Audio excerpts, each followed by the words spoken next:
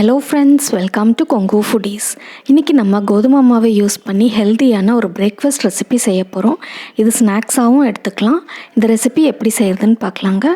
ஒரு பவுலில் 1 கப் அளவுக்கு கோதுமை மாவு எடுத்துக்கலாம். இது ஒரு 100 கிராம் அளவு வருங்க. இதில் நம்ம ஒரு அரை டீஸ்பூன் அளவுக்கு மிளகாய் தூள் சேர்த்திக்கலாம். 1/4 டீஸ்பூனுக்கும் கம்மியாக மஞ்சத்தூள், தேவையான அளவு உப்பு. நான் ஒரு அரை ஸ்பூன் உப்பு போடுறேங்க. இது எல்லாத்தையும் ஃபஸ்ட்டு நல்லா மிக்ஸ் பண்ணிடலாம். இப்போ நல்லா மிக்ஸ் பண்ணியாச்சு. இதில் கொஞ்சம் கொஞ்சமாக தண்ணி ஊற்றி நம்ம மிக்ஸ் பண்ணிக்கலாங்க. நான் வெதுவெதுப்பான தண்ணி யூஸ் பண்ணியிருக்கேன். வெதுவெதுப்பான தண்ணி யூஸ் பண்ணி நம்ம மாவு பிசையும்போது அந்த சப்பாத்தி நல்லா சாஃப்டாக வரும். இந்த மாவை சப்பாத்தி மாவு பதத்துக்கு பிசைஞ்சு எடுத்துக்கலாங்க. மாவு நல்லா சாஃப்டாக இருக்கணும். இப்போ நல்லா பிசைஞ்சிட்டோம். இதில் 1 டேபிள் ஸ்பூன் அளவுக்கு எண்ணெய் ஊற்றி நல்லா பெரட்டி வச்சிடலாங்க. இந்த மாவு நல்லா சாஃப்டாக இருக்குது. இப்போ ஸ்டஃபிங்கை ரெடி பண்ணிடலாம். ஒரு கடாயில் 2 டேபிள் ஸ்பூன் அளவுக்கு எண்ணெய் ஊற்றிக்கலாங்க. எண்ணெய் காஞ்சதுமே 2 பெரிய வெங்காயம் பொடியாக கட் பண்ணி வச்சுருக்கேன். அதை போட்டு வதக்கிடலாம். வெங்காயம் நல்லா கண்ணாடி பதம் வர வதக்குனா போதும். இப்போது வெங்காயம் கண்ணாடி பதம் வந்துடுச்சுங்க. இதில் ஒரு அரை டீஸ்பூன் அளவுக்கு மிளகாய் தூள் சேர்த்திக்கலாம். மிளகாய் தூள் உங்கள் காரத்துக்கு தகுந்த மாதிரி சேர்த்திக்கோங்க. 1/4 டீஸ்பூன் அளவுக்கு பெப்பர் பவுடர், தேவையான அளவு உப்பு போட்டுக்கலாங்க. நான் இன்றைக்கி 3 முட்டை சேர்த்த போகிறேன். நீங்கள் விருப்பப்பட்டிங்கன்னா கொஞ்சமாக கரம் மசாலா தூள் கூட சேர்த்திக்கலாம். இது எல்லாத்தையும் நல்லா மிக்ஸ் பண்ணிக்கலாங்க. இப்போ நல்லா மிக்ஸ் பண்ணிட்டோம். இதில் 3 முட்டையை உடச்சி ஊற்றிடலாம்.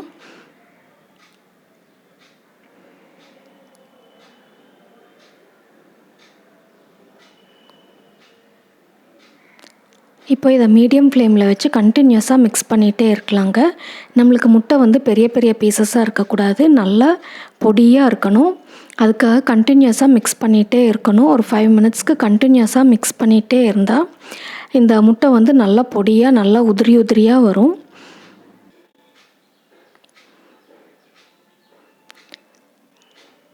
மீடியம் ஃப்ளேமில் வச்சு மிக்ஸ் பண்ணிகிட்டே இருக்கணுங்க. இப்போது ஓரளவுக்கு உதிரி ஆகிடுச்சு. இன்னுமே ஒரு 2 நிமிஷம் நம்ம மிக்ஸ் பண்ணோன்னா நல்லா உதிரி உதிரியாக ஆகிடும். இப்போது நல்லா உதிரி உதிரியாக ஆகிடுச்சு. நல்லா பொடி பொடியாகவும் இருக்குது. இதில் நம்ம கொஞ்சமாக பொடியாக நறுக்கின கொத்தமல்லி தழையை சேர்த்து நல்லா மிக்ஸ் பண்ணிவிட்டு கேஸை ஆஃப் பண்ணிடலாங்க. நம்மளோட ஸ்டஃபிங் ரெடி ஆகிடுச்சு. இப்போ இந்த ஸ்டஃபிங்கை ஃபில் பண்ணிடலாங்க. எலுமிச்சம்பழ சைஸ்க்கு நம்ம சப்பாத்தி மாவை உருட்டி எடுத்துக்கலாம். அதில் கோதுமை மாவு தூவி நல்லா நம்ம சப்பாத்தி எப்போவுமே தேய்க்கிற மாதிரி தேய்ச்சிக்கலாங்க. நல்லா லேசாக தேய்ச்சி எடுத்துக்கலாம். இப்போ இதை ஸ்கொயர் ஷேப்பில் கட் பண்ணிக்கலாங்க. 4 சைட்ஸுமே கட் பண்ணிடலாம். இப்போ இந்த எக்ஸ்ட்ரா மாவை எடுத்துடலாம். இப்போ இதில் நம்ம முட்டை ஃபில்லிங்காக வச்சிடலாங்க. இதை க்ளோஸ் பண்ணி 3 சைட்ஸுமே நல்லா ப்ரெஸ் பண்ணி விட்டுக்கலாங்க. ஃபோர்க் யூஸ் பண்ணி நல்லா 3 சைட்ஸுமே ப்ரெஸ் பண்ணி விட்டுக்கலாம்.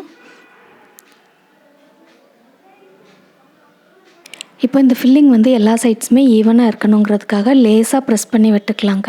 இப்போ அந்த ஃபில்லிங் எல்லா சைட்ஸ்லேயுமே ஸ்ப்ரெட் ஆகிக்கும். இப்போ நம்ம இதை தோசைக்கல்லில் போட்டுடலாம். தோசைக்கல் ஓரளவுக்கு சூடானதுமே லேசாக எண்ணெய் தேய்ச்சிக்கலாங்க. எண்ணெய் தேய்ச்சிட்டு நம்ம இந்த எக் பாக்கெட்ஸை இது மேலே வச்சிடலாம். இது நம்ம மீடியம் ஃப்ளேமில் வச்சு தான் வேக வைக்கணும். சுற்றி எண்ணெய் ஊற்றி லைட்டாக மேலேயும் எண்ணெய் தேய்ச்சி விட்டுறலாங்க.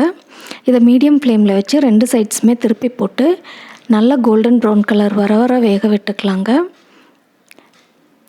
இப்போ இந்த சைடும் எண்ணெய் ஊற்றிக்கலாம். லேசாக மேலே தேய்ச்சிடலாங்க. 2 சைட்ஸுமே திருப்பி போட்டு நல்லா கோல்டன் ப்ரௌன் கலர் வர மீடியம் ஃப்ளேம்லேயே வச்சு வேக விட்டுக்கலாங்க. இந்த ரெசிபி ரொம்ப ஈஸியாக சிம்பிளாக செய்யக்கூடிய ஒரு ரெசிபி. நம்ம வீட்டில் இருக்கிற அவைலபிள் இன்க்ரீடியன்ட்ஸ் யூஸ் பண்ணி தான் செய்கிறோம். ரொம்ப ஹெல்த்தியானதும் கூட. குழந்தைங்க பெரியவங்க எல்லாருக்குமே இது ரொம்ப பிடிக்கும். நம்மளுக்கு இதுக்கு சைட் டிஷ் கூட வேண்டியது இல்லைங்க. நம்ம அப்படியே சாப்பிட்டுக்கலாம். பிரேக்ஃபாஸ்ட்டுக்கும் யூஸ் பண்ணிக்கலாம். ஈவினிங் ஸ்நாக்ஸாகவும் கொடுக்கலாம். இப்போ 2 சைட்ஸுமே நல்லா கோல்டன் ப்ரௌன் கலர் ஆகிடுச்சு. நம்மளோட எக் பாக்கெட்ஸ் ரெடி ஆகிடுச்சு. நம்ம இப்போ இதை எடுத்துடலாம். இந்த எக் பாக்கெட்ஸ் ரொம்ப ஈஸியான சிம்பிளான ஒரு ரெசிபி. இதை செஞ்சு பாருங்கள். செஞ்சு பார்த்துட்டு உங்களோட சஜஷன்ஸ் சொல்லுங்கள். உங்களுக்கு இந்த வீடியோ பிடிச்சிருந்துச்சுன்னா லைக் பண்ணுங்கள், ஷேர் பண்ணுங்கள், கமெண்ட் பண்ணுங்கள். மறக்காமல் கொங்கு ஃபுடீஸ்க்கு சப்ஸ்கிரைப் பண்ணுங்கள். கூடவே பக்கத்தில் இருக்க பெல் ஐக்கானையும் ப்ரெஸ் பண்ணுங்கள். உடனுக்குடன் நோட்டிஃபிகேஷன்ஸ் கிடைக்கும். தேங்க்யூ.